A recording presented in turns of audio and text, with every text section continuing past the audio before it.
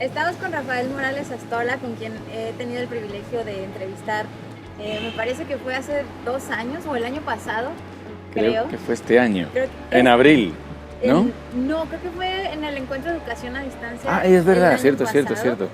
Una entrevista muy interesante. Bueno, tenemos el privilegio otra vez de tenerte, así que muchísimas gracias por tu tiempo. Y quisiera empezar preguntándote, aunque el día de hoy, jueves, ha sido la inauguración de este segundo encuentro nacional de gestión cultural que ha tenido sede aquí en Guadalajara, ¿qué te ha parecido? Sé que ayer tuvieron ya empezaron los trabajos y también estuviste en una junta o en una reunión académica. ¿Qué te ha parecido este encuentro en lo poquito que has tenido tiempo de disfrutar? Bueno, pues en el poquito tiempo que hemos tenido hemos hecho muchísimas cosas, ha sido una experiencia muy intensa. Empezando por el seminario en el que bueno, nos reunimos algunos expertos en gestión cultural, otros expertos desde la universidad, para enfocar y analizar el proyecto de una maestría, doctorado en gestión cultural interuniversitaria entre la Universidad de Avellaneda, la Universidad Nacional de Colombia y la Universidad de Guadalajara. De ahí pues hemos saltado una reunión de la Red Latinoamericana de Gestión Cultural, en la que bueno, anoche pues estuvimos viendo las posibilidades del segundo congreso de la red, el segundo congreso latinoamericano de gestión cultural, que bueno, parece ser que va a ser en la Ciudad de México.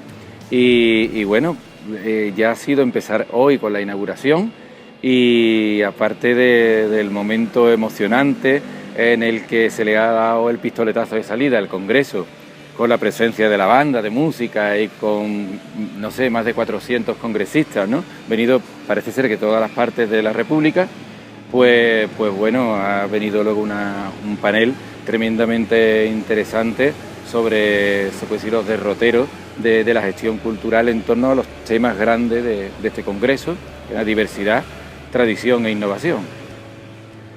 Rafa, ¿por qué hacer este tipo de esfuerzos? Este tipo de encuentros en México, pero en Latinoamérica, en Europa, es decir, en todo el mundo. ¿Por qué la necesidad de hacerlo? El sentido de la gestión cultural está en la conversación que establece entre una sociedad y unas expectativas, unas aspiraciones, unos horizontes de vida y de sentido, a través de un proyecto que normalmente pues lo lógico es que lo ponga en marcha el gestor cultural. Esa conversación tiene sentido no solamente porque se proyecta en la sociedad, sino también porque ha requerido preconversaciones entre los encargados de esos proyectos. Si los encargados somos los gestores culturales, pues tenemos ya también que practicar con el ejemplo. Estos encuentros, congresos, simposios, foros, ¿qué valor tiene? Pues el valor de la conversación entre los profesionales o diferentes agentes del sector de la cultura sobre los que recae la realización de proyectos culturales desde los cuales se establece una conversación llena de complejidad, llena de riqueza y de diversidad. Sin estos congresos, sin estos foros, sin estos simposios, adoleceríamos de una práctica que es común a todas las profesiones, que es intercambiar experiencias, intercambiar modelos, intercambiar incluso errores cometidos, que es algo muy importante también para conocer.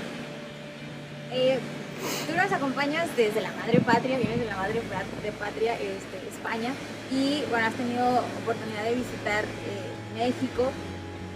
Me gustaría preguntarte qué es lo que ves en México, a lo mejor que nos hace falta, o a lo mejor prácticas que se hacen en España que se pudieran hacer aquí, o en prácticas que se hacen aquí en México que se puedan hacer en España. Es decir, cómo estamos como en el tema de la gestión cultural, de la cultura, en comparación con España.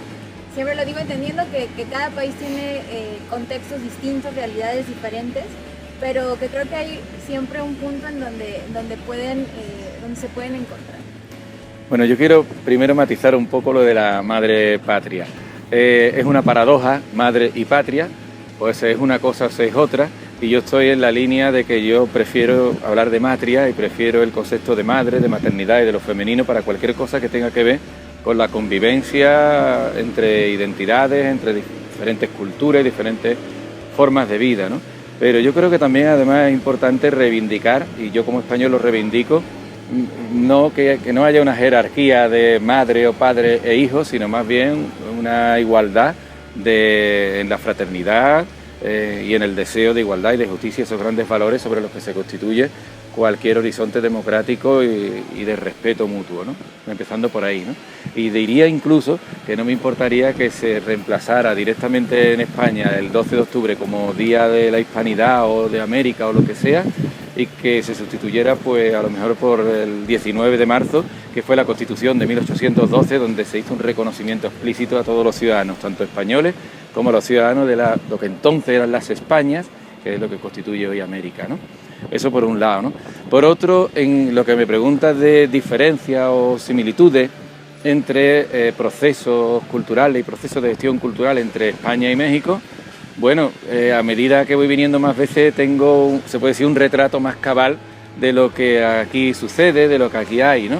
Sin embargo, me faltan muchísimos datos como para darte un perfil, pero sí que veo que sigue latente y de manera cada vez más creciente la importancia que se le concede a la gestión cultural comunitaria, al deseo de construir un discurso de la gestión cultural latinoamericano donde puedan verse reflejados todas las personas que constituyen América Latina, ¿no? Independientemente de la nación de la que formes parte. Eso tiene cierta similitud también con el territorio español, con el Estado español. Somos un país con muchas regiones diferenciadas, algunas nacionalidades. Entonces, pues son dinámicas que nos llevan a veces a la dispersión y otras veces a la congregación. Yo creo que las dos dinámicas son positivas. Hay veces en que uno tiene que salir de su entorno más confortable para encontrar nuevos horizontes y reformar cosas, ¿no? Pero también es cierto que si las cosas se dispersan demasiado, ¿no? Pues la verdad es que se pierde energía, se pierde fuerza, ¿no?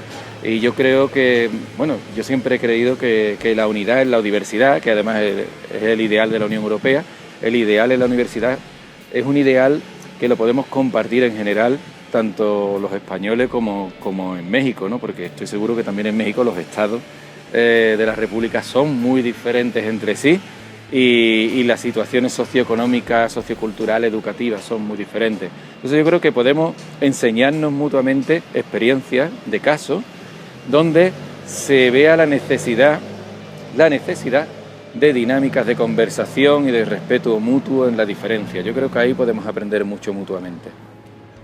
Rafa, y por último, sobre este gran tema del encuentro que es diversidad, tradición e innovación, desde tu perspectiva y tu experiencia, ¿cuáles crees que sean los campos de oportunidad o los retos que enfrenta la gestión cultural y los gestores culturales en estos tres grandes temas? Bueno, por un lado están las oportunidades que le ofrece a los gestores culturales como profesión.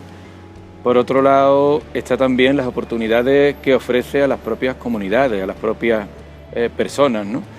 La diversidad es un hecho, no es algo creado por las políticas culturales, creado por los estados, creado por las grandes ideaciones metafísicas de lo que es humano y no es humano, sino bueno, es que el ser humano es diverso entre una y otra persona y también entre una comunidad y otra comunidad. Yo siempre he defendido el tránsito entre identidades. Yo aprendo de muchas personas y aprendo de muchas comunidades y viceversa.